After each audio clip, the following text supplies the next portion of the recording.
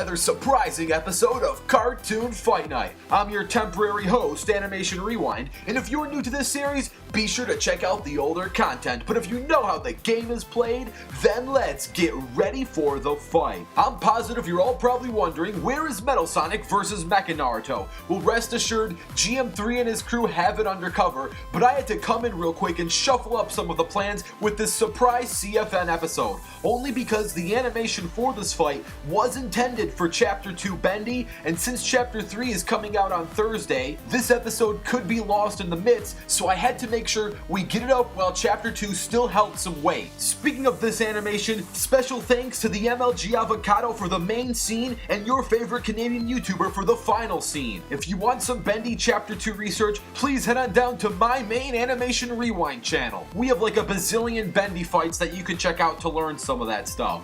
And now for a quick Game & Watch review. The Game & Watch portable system was released on April 28, 1980. The system stars everyone's favorite town chef, Mr.Game & Watch. He is a commoner who lives in Flat Zone. It is his job to save his girlfriend from thugs, maintain his job at the diner, make sure his car is filled with gas, and to enjoy his weekends at the golf course. He has a number of useful abilities, such as his ability to morph into a giant octopus capable of destroying small buildings. He is also fast enough to dodge raindrops and point-blank arrows. He can lift a barrel of oil and has various equipment such as a frying pan, torch, hammer, bell, number pad, helmet, bucket, oil bombs, and his pump. He can use these everyday tools as deadly melee and range weapons. His main weakness depends on how lucky or unlucky his number pad is.